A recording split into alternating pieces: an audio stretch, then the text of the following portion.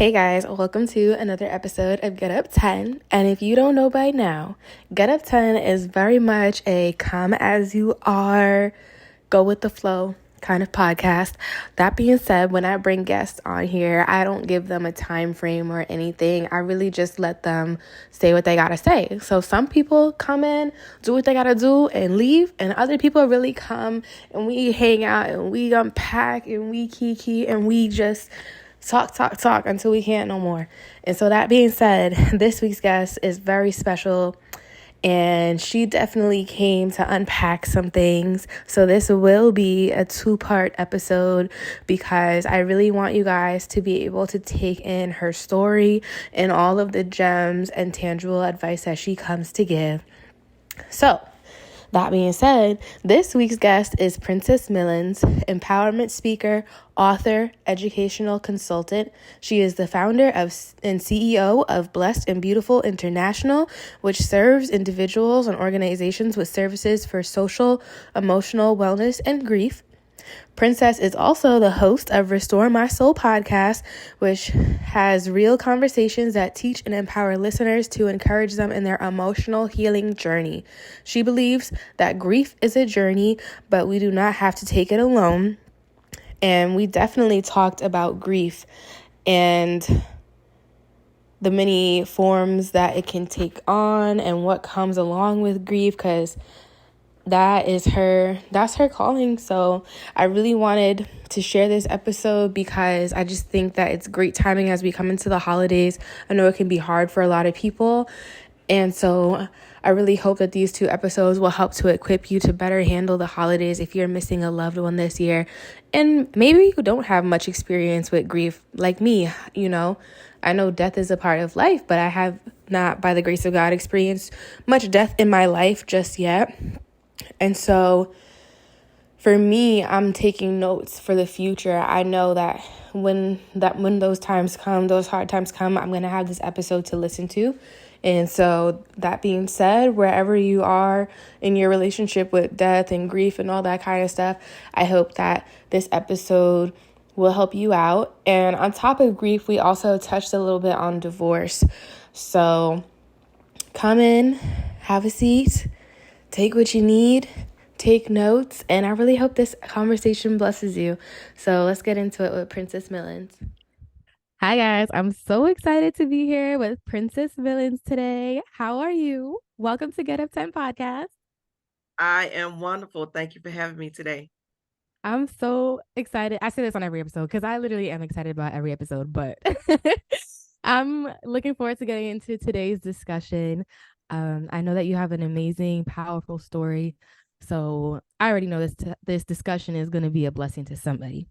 But I always like to let people know because it might be somebody's first time listening, or even for you, just so you're more familiar with Get Up 10. So, Get Up 10 is all about resilience, it's all about authenticity, it's all about ambition and just getting back up when life knocks you down. That's that's what it's about. Knock me down 9 times, I get up 10. 10. Yes. So I'm sure that you know a thing or two about life knocking you down. So when you think back on your life story, how has life knocked you down? Life have knocked me down in so many ways. Too many to count. But throughout my life, I have undergone a lot of grief and loss in my life. Um, when I was about 35 years old, that's when I lost my mom. And that was my first year teaching. And it was just so rough. It was so rough because I lost my mom. And late years later, I was in a 20-year relationship, 14-year marriage, and it dismantled. Okay, it just dismantled over the course of probably about 5 years, and that really took a toll on me as well. But the thing that people um, that follow me in the last few years, they know my testimony of when my son passed away. He passed away in October 2018, and he was 20 years old. So that, of course, is a mother's nightmare to be able to bury their child that has so much just full of life, full of joy, full of expectations, full of things to do. You know what I'm saying? Things to do in life. So those are just a few of the things that I've actually had to bounce back from, because when we go through grief and loss, it takes a tremendous toll on us in every aspect of grief. Is more than just emotional and mental. People don't realize that it affects every area of your life, right? What happens to you physically, what happens to you spiritually, what happens to you financially, because I'm telling you, grief will hit that too, and you don't realize that the behavior sometimes that you do, it affect every single area of your life. And so, for me, I kept going. I tried to keep going. I tried to continue to go. When I was in school, I continued to go to school. I continued to go to work. I continued to be a mom. I continued to still be a wife at that time, when I was after my mom passed away. But it brought a level of burnout, of what clinically is called complicated grief, when you have grief on top of grief on top of grief, and all of these things wear you out at some point if you don't deal with it. So I'm a big advocate of making sure that we're emotionally and mentally well. That means if you need to get a therapist, like I did, you need to get a therapist, right? And so, but those are the three, I would say, the biggest things in my life that I've had to push through and to persevere through. Those are huge. Like, those are big punches to the gut for real. And first of all, I'm sorry for your Thank you. losses. 'Cause that's a lot to go through for sure. And I know, like, even though these losses might have happened a few years ago, like, it still affects you. So I don't want to just pretend like, okay, this was a long time ago. Like, no, like, I want to pause and like honor what you have gone through. Thank So, you. okay, we got you're welcome. Where are you going? We got lots to unpack. So let's start with your mom, losing your mom. So I think I forget that you're a teacher. Look Did at you? you. I don't even know. Because when I think of you, I think about like overcoming grief and, emotional wellness and burnout, because that's what I know you for. The Yeah. same way that like you didn't know that I was a nurse when we talked. Hey, right. Yeah. So how did you get into teaching or I education? actually I fell into teaching. I actually Teaching chased me down. If you asked me as a child what I wanted to be, it was going to be a teacher. It was going to be a teacher or a doctor, one of those two, right? And so that's the words that came out of my mouth as a child. But when I graduated from high school and all of that, I did everything but go into the field of what we call traditional teaching. But I went into the business, I went into the corporate America. So I began to do the job there. But it's crazy how no matter where I am, no matter where I was teaching something. So even in the corporate America, I would be training on certain things. I would be teaching other people how to do certain jobs and things like that. It was just a part of my fabric. And so when the corporate America, when that came to an end, and I was just kind of, resting in between. My children were small, and I began to volunteer at the schools, because what else was I doing? So I volunteered at the schools and loved it. I began substitute teaching, right? And so when I was even volunteering, a teacher came up to me and said, "You're good at this. You need to, you need to do more. And so I began to substitute teach, and most of that was elementary grades, first, second, kindergarten, third grade, and I really liked it there. I really liked it there. And I began a long term substitute teaching in a pre-K in a kindergarten classroom. And so the assignment was just substitute teaching. When the teachers were out, then I came in. Well, this particular paraprofessional, she had been out, and I think she had been sick, and she passed away. And so they asked me to stay long term. And so I did. And they asked me back the next year, and I did.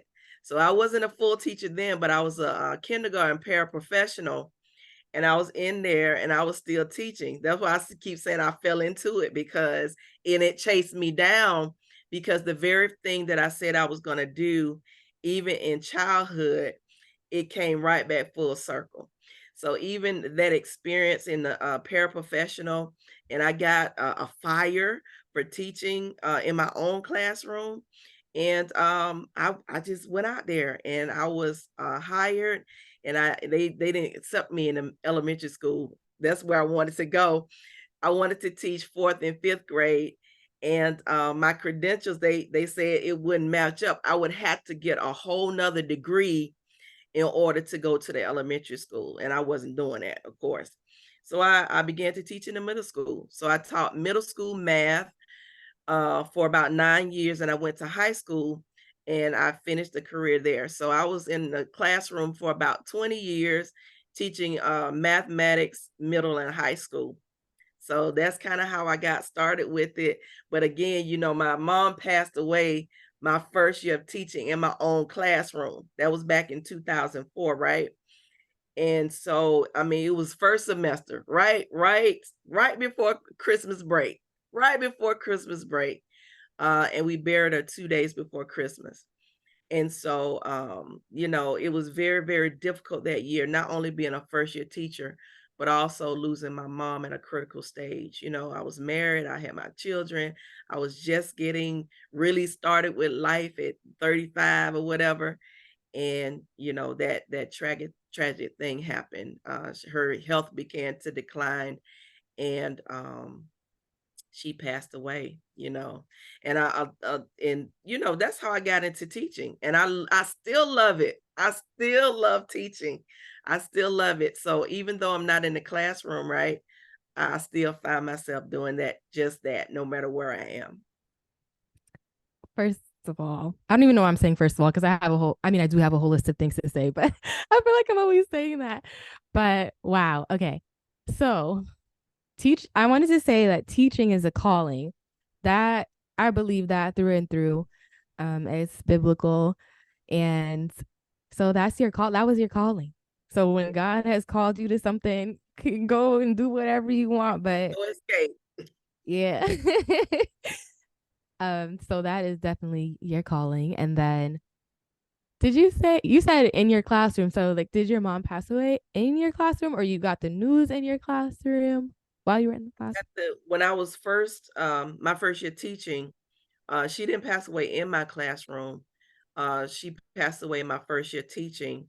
I got the first news that she had went into the hospital when I was teaching in my classroom. Okay. And so, but long story short, she was gone in about 3 weeks. Oh Um, wow. and actually, she passed away in my arms. You know how the Bible says that when Jesus died, he gave up the ghost. I felt her spirit leave her body, Wow. holding there as she passed away. And so, of course, that is also it can be a traumatic experience as well, right? And so not only did she pass away, but she passed away as I was holding her in my arms. And so that was another thing, another layer of her passing away that I kind of had to push through and to make sure that I bounce back from it. Yeah. So by the grace of God, my time has not come yet to lose a parent, but I have gotten to witness my parents lose their parents over the last few years. And especially last year, my, last year, within like a few weeks of each other, I lost my grandma and then I lost my uncle, literally Wow. December and then January. And so with my grandmother, my aunt and her four, five, five. I forgot how many cousins I have. I think it's five. I'm sorry if I'm forgetting somebody. Anyways, my aunt and my cousins were heavily involved, along with my dad, in the planning of the arrangements, especially because my grandmother raised my cousin. So it was more, she was more than a grandma to them. And Yeah. then with my, the loss of my uncle, I was by my mom's side as she was making the arrangements for everything. And so I know like losing a loved one can be complicated because it brings family dynamics into play and all this other stuff. So when Absolutely. your mom passed away, like she passed away in your arms, was it just you there? Did you have siblings? Was there, I'm asking like what was the family dynamics around that loss? Yeah, when she came home from the hospital, they were wanting to put her into hospice care, and she did not want to do that. She wanted to come home and do it her way, and so we made that happen. And so our family dynamic, I am one of four that is still living. Um, um, four brothers. So am the only girl. I'm the youngest as well. I'm the Oh baby wow. girl. So hence my name, Princess, right? And so family was around. So one of my brothers was actually there with me. My dad, of course. We had a minister there as well. And actually he was just kind of coming to visit and everything, you know what I'm saying? And she passed away that day that he was there. So we had a um it was a great family dynamic because even though my other two brothers were not there physically at that particular time, we as a family kind of rallied around each other, um, even as we knew or felt what was the inevitable of her transitioning, right? And so I believe that it's just so important because your support system of when you're going through something is very important. The family dynamics of when you lose somebody or somebody passes away, right? um it can be tricky. It can be tricky. Yeah. um, Sometimes that family dynamic causes confusion. It causes people in the family to fight, you know, or what we call thinking about the wrong things sometimes, you know, thinking about the material things and who's going to get what and all this kind of stuff.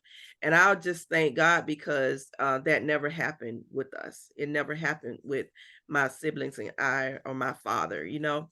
And so, but I do know I've seen with my own eyes how that can kind of be destructive in a family for a long time. And sometimes people never get over that. You know what I'm saying? And that Yeah. brings on another a level of grief because you know you don't have to lose somebody through death to grieve that thing, right? Yeah. That's one thing I learned as I go through life is that because as a kid, you learn grieving is the loss of somebody. But as I get older, I am more aware that grief comes in many different forms. Does. Yeah. So, all right, let's go back to. So you're teaching, your mom passed away. I want to say as a nurse because I think nursing also shifted my perspective on death and dying because it's very much a part of nursing. You're caring for people on a spectrum, whether they just came into this world or they're on their way out. And Yeah. so that gave me a new perspective and experience around death and dying because at this point in the beginning of my nursing career, I hadn't experienced much death, only like the loss of my grandfather. So it was new for me. So I'm happy to hear that your mother was able to go out in her own way, Yeah, because not everybody gets to do that or is able to voice their desires or their wishes. So I'm happy because that's the special way to go out around family and loved ones like that. yeah, That's absolutely. that's a blessing in itself, honestly. Yes, it is. Yes, it is. So let's touch on I there's so many things we got to touch on. So All right.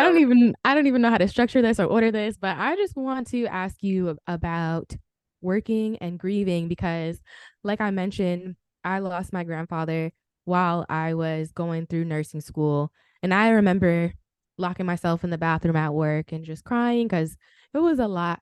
And so you lost your mom, but you were still working and you're starting this new career as a teacher. So how was that? Working and grieving is so hard. And Mm. that's why I said it can lead to burnout if you're not careful and if you don't deal with things fairly quickly. I think our response, we have the five stages of grief, right? And one of the first things is denial. And so I think even in our denial of what's going on around us, we deny ourselves the revelation that we are pouring from an empty cup, right? We're pouring from an empty cup. And so the danger of that is that, especially us, as women, we nurture everybody else. We find time to take care and nurture everybody else. We show up to work, we show up to school, we show up to church, we show up to different things, even though we may be bleeding on the inside. And so as we continue to work like I did, it's gonna be a certain point, probably more quicker than never, that we're gonna realize that I can't do this.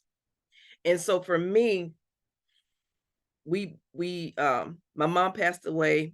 We buried her 2 days before Christmas. We were already on Christmas break, right, at school, and we normally go back right after New Year's. So I probably shouldn't have went back after New Year's, just kind of give myself a little time, but I went back in the new year. I went back. So about 5 days later, right? I went back and I tried to work. I tried to do all the things that I did before. I tried to, continue to smile and everything, continue to work. But of course, when you're a classroom teacher, you try your best not to bring whatever you're dealing with into the classrooms to the fact that it will affect the students, right? And then I found myself that I was, being frustrated all the time and angry all of the time. And finally, by February, 1 month later, I was in my principal's office saying, I can't do this. I just need some time. Can you just give me some time off? Blah, blah, blah. He said, what, how much time do you need? See, I've always been blessed to be in a company and under the leadership of some awesome principals that no matter what I was dealing with, no matter what I was struggling with, I could go to their office and they would say, Princess, Miss Millens, what do you need? Right. And so I'm so grateful about that because I went to his office and say, listen, I thought I could do it. I can't. So he gave me that time off, and I think it was like a week or two. It's just to trying to catch my breath and all of that kind of stuff. And I was able to finish the year out. But it is so important, right, to get the help that you need. That was the first time that I even sought out counseling as well. So around that time, I went and I actually physically sought a therapist that I could go through. So I was thankfully, God knows the end from the beginning. And so I was thankfully um going to counseling even when I was going through the issue with my divorce, and I had experience with counseling even when my son passed away. And it was only because I reached out when my mom passed away. And I was, just like I said, God knows, right? He Yeah. knows what's going to happen in it, he knows the end from the beginning. So, not to say that my divorce or my son passed away did not affect me tremendously, right? But I believe because I had already experienced counseling on certain levels, you know what I'm saying? I was better able to and be equipped to to to to fight, you know what I'm saying? To fight and to recognize certain things for what it was. And so yeah, that was kind of my experience with losing my mom and having to go back to work, and it really is the same for everything. You know what I'm saying? We pour from this empty cup, and what we think of as cup overflows, right? We love to shout about the overflow of the cup, but I believe, that applies to the favor and the blessings of God. But when we have that cup and it's empty, right? Or let's change the narrative. Let's say the cup is full of those negative thoughts, those things that you are still holding on to. It's over that, yeah, it's overflowing, but it's negative. It's overflowing, but it's hindering you. It's overflowing, but it's beating you up on the inside. It's overflowing, but you're suffering in silence, right? And it's overflowing with all of these emotions and all of these issues that's going to turn into something else. So I just believe that, whatever cup that we're holding, whatever cup that God gives us to hold, that He always gives us what we need to be able to hold it, right? And He's going to put the things in the cup that we need to not only to survive but to thrive, even through the loss, even through the pain, even through the trauma, even through the suffering. He will give us the things to put in the cup so that we can be sustained. I am so happy that you touched on our cups because that is a big, what's the word? The cup, the imagery of the cup, I don't know if it's an imagery, analogy, whatever you want to call it, is very near and dear to me as well. Like I literally have a little cup tattoo on my ankle because it's Wow. such a powerful picture and it's easy. You know, you could talk about a cup to a little kid.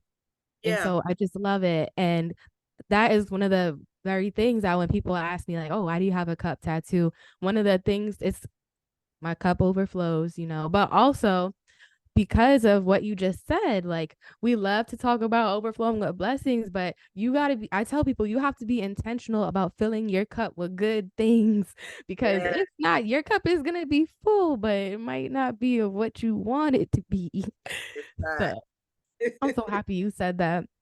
And I Yeah. want to shift gears on that note to your marriage now. Do you want to paint the picture around that? Like, how did y'all meet? What was the marriage like? And then, like, what the dismantling, as you said. You want to talk about that? Yeah. We met as a blind date. I was set up on a blind date, right? It was a knowingly blind date. Two of our mutual friends. We didn't know each other, but the mutual friends were together, and they said, "Well, I got somebody for you to meet," and he told him the same thing. So we went out on this double date. It was a blind date, so that was the first time I seen him. The first time he seen me. And of course, this back before cell phones and all that was prevalent. So, you know, so so there was no social media to go to. I was gonna say And you couldn't do the background check. I couldn't do the background check. I had to take my my friend's word for it, right? And so we got together and got married, had children, all of that. I believe that God gives you indication of how to move forward, right? And sometimes I believe that when he gives us the indication, we have to believe what he says. And when we don't believe what he says and we don't adhere to what his instructions is, we'll get into things that was never ordained by him. And so what that means for me is, do I believe that we should have ever been married? Probably not. Does that make doesn't make anybody a bad person, right? That just may have not been the person for me. And I kind of knew that and learned that even more deeply later on. So the marriage started, it was okay. We as kids, we always dream of the dream wedding and all this kind of stuff. We get engulfed into the planning and the wedding dress and the venue and all this kind of stuff, right? And so I did have a great wedding. And we started the marriage and everything. So it was probably about 7 years in. It was probably about 7, 8 years in where I really felt the decline of the marriage, right? And so it had gotten to be a point where we could not even talk to each other. You know what I'm saying? The disconnect in the marriage, the lack of communication that eventually led to infidelity, that eventually led to just not even caring, you know. That Mm. level of grief, I think it brought me to a place where I became emotionally unavailable. So, and what do I mean by that? It means that I was present, but I wasn't present. That I was, just like I was saying before, going through the motions, but not actually there. Even with me raising my children at the time, you know, the demise of my marriage and what was going on with my marriage and always trying to see where he at and all this kind of stuff, what I call relationship investigations, right? Mhm. It broke me down so much that yes, I was at every event. My children, they were in band, they were in orchestra, they were in sports, basketball, volleyball, all this kind of stuff, right? I never missed anything. I never missed a recital, I never missed a game, I've never missed an award ceremony, any of that. But was I fully present? No, I wasn't. I wasn't fully present because I was always engulfed in finding out the truth and all this kind of stuff, right? And so I love God so much because again, this was back when I didn't know how to pray. I wasn't in church like I am now. I wasn't um a have firm faith like I do now. So a lot of the things that I went through back then, um, it really, really got me. It really got me because I had no foundation, had no firm foundation. And so at the time that it actually ended, we always talk about the proverbial straw that broke the camel's back, the last straw, right? And the last straw, I said this on another broadcast, is that the last straw is that he called me thinking that I was the other woman. Yeah. I just rolled my Oh, eyes if for the people that are whole listening. 5 minute, we were in a whole 5 minute conversation and he did not know it was me. And so that's why I love God, because he always is going to show you even what you don't feel or want to see, right? Yeah. He's always going to provide you a way of escape That's what the Bible says, that you are able to bear it. So I was able to bear that. And that was the straw. And so I kind of came out of that. Even through that, Ginger, me going to work. I remember one day I was so heartbroken, right? And I knew what the inevitable was. So from the time I felt like the 7, 8 years that I felt that something this not going, it took me 5 years. It took me 5 years to get out. It took me 5 years to get out. Why? Because of my low self-esteem, because of I felt like, hey, we got kids here. I felt like I could not do it on my own, all this kind of stuff, right? All the while, God was telling me that I got you. So a lot of times we go through things and all God is saying is, I got you, right? I got you. Don't worry about, what people are saying. Don't worry about, how it looks on the outside. Just do what I ask you to do. So I remember going to work and I broke down. I left my classroom. And I went outside the door and I was just weeping. And my assistant principal came, and because he either saw me or something, or maybe somebody went and said, Princess out there crying. I don't know. But somehow he came out almost immediately and he asked me, what can I do? And I just began to weep. And then I did something else. I went to the media center. And now here my principal come. So again, a lot of times, I've been in the company of so many great leaders, right? In the school systems. Here go my principal. And he was saying the same thing. He was giving me some words of encouragement because he was at that time, he was a pastor himself, right? And so he began to pastoral care on me, right? And so, but again, going to work just broken. Going to work and just trying to make it. Trying not that my students will see that I'm breaking down. It has a tremendous toll. It has a tremendous toll on you. The pretending, it's in the pretending though, Ginger. It's the pretending that will break you, right? It's the place where you feel like you don't have nobody to talk to that will break you. And so that's another reason why, we have to get therapy. We have to get the people around us, the right support system around us that can help us through the journey, because we are not an island. No man is an island. We cannot do this by ourselves. And yes, we pray. Yes, we believe that God is gonna bring us out of a situation, but we do the practical things here on earth and use the tools that God has given us, right?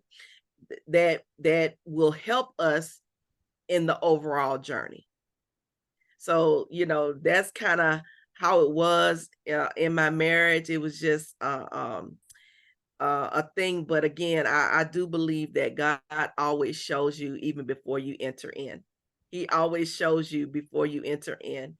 And it's through our disobedience sometimes that we take the brunt of things that we didn't even have to go through. But I thank God for it all. See, the thing is, you don't live with regret. You thank God for every season. You thank God for everything. Why? Because if it was not from the marriage, there would be no one called Anthony Freeman. There will be no Anthony and Ayana, right? They're twins. My son that I lost had passed away, Ayana, they're twins. So there would be no Anthony and Ayana, right? There would be no DeAndrea, right? So I thank God even for the relationship. It's gonna be some kids, but it wouldn't have been them. You see what I'm saying? So I still thank God. I still thank God for what he's done in my life, the children that he has given us, right? To steward over and nurture over their souls, right? I still thank God, right? For the good times that I had in my marriage, right? I can't say that every single day was it wasn't. We had some good times. We went on some good trips. We had some good vacation. We had some good laughs, right? But when grief comes and when it happens, you always have to remember the blessings in it, the blessings in it. And all those things that I just named were the blessings in it. I love that perspective. And it even just reminded me because I also know what it's like to go through a divorce. And I know it's so easy to be like, well, he did this and he did that and this was bad. But you're right. There was so many good times. And I think that that's such a healthy perspective to be able to recognize both sides, the good and the bad, and to be thankful for those good memories. So thank you for saying that because yeah, it's so easy to focus on the negative. It's so easy to place blame, but Yeah. it's important to recognize the good as well, and that those good memories, they don't have to be erased or canceled out. That they No. were good memories. They were blessings at the time. So, yes, thank you for saying that. And back to the topic of divorce. Um how was the divorce process for you? Like, and also, did you file? Did he file? What was it quick? Was it a long drawn out thing? It was a headache. It was too drawn out. It was too drawn out. It could have been very simple, but it was too drawn out. Um we went to court twice. We went to court twice. I did file, of course. I filed. Um, and it took a long time because well the first thing that they asked you to do is see if you can do mediation or something like that. So we had a scheduled mediation. He did not show up for that. So we had to schedule for the court. But it took a while to schedule for the court because he would never accept the you know how either they're going to send it by the sheriff or they're going to do something like that to To get make you him sign served. for it. Yeah. Yeah. And so he never would accept it. He never was home, or never, they never could catch up with him. Okay. Yeah. And so they ended up calling him or writing him or something like that, and told him that he had 30 days or they had like 2 weeks to come and get it. Right. So that was a whole like 60 days. So that's 60 days from when we could have went to mediation, all of this. And so we went to the first court, and it could have been settled, but because of some of the things that I was asking for, um, the judge had leniency on him because he was saying that, well, I think you need some representation. We none of us had lawyers or anything like that. I really wanted it to be civil and just get out. So we was scheduled for another court date because the judge said, you need some representation. So at the second court date, he did have representation. I did not know that he was going to be represented. He did not tell me that, share that with me or anything like that. So I was blindsided going in there, but thankfully we were able to settle it at that time. You know what I'm saying? We should settle it at that time and come to an agreement and all of that. It still took a while. It should, because after that, All it is just to file the final paperwork so that the judge can sign off. Well, Ginger, that was in like 2013. It took until 2014 for them to send the paperwork so that the judge would sign. And the judge, the court had to almost put sanctions in to say, you better file this paperwork by such and get this off my desk or whatever. But it took at least 6-7 months, maybe 8 months from that last setting to get to a final decree to say that it had been finalized.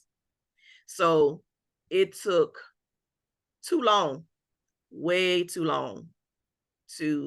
It could have been a very, very simple process, but because of certain tactics and things like that, it just kept going, getting drawn out. And so but it is what it is. And I just would say to anybody that don't make it more than what it is.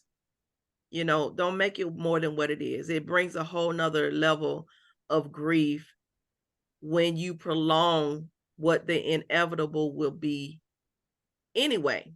You know what I'm saying? When I believe when a relationship comes to an end, it don't have to be any harm. It don't have to be. We had children, you know what I'm saying? We had children, all that. So, I'm not trying to be nobody's enemy. And I believe that when you do have children, that's not the goal. But the goal is to be civil enough that you all can come to an agreement in a timely manner so that you can go on with your life. You know what I'm saying? That both of you can go on with your life and be able to thrive in it. You know what I'm saying? So it was way too long, Ginger. Way too long. But it don't have to be that way. It don't have to be that way. Yeah. And I'm believing that I'm at the end of my divorce process. So I definitely plan on talking about it more because it's not something that we like to talk about. It's not like, oh yeah, let me go listen to something on divorce. But it's important because we don't talk about it. So there's a lot of lack of knowledge, or even for somebody who might be in the beginning of their divorce and wondering what's this going to be like, how do I go through it?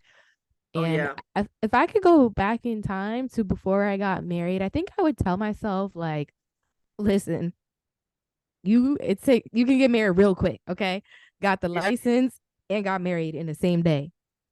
But Yeah. that divorce process is not going to be as quick. Oh, right.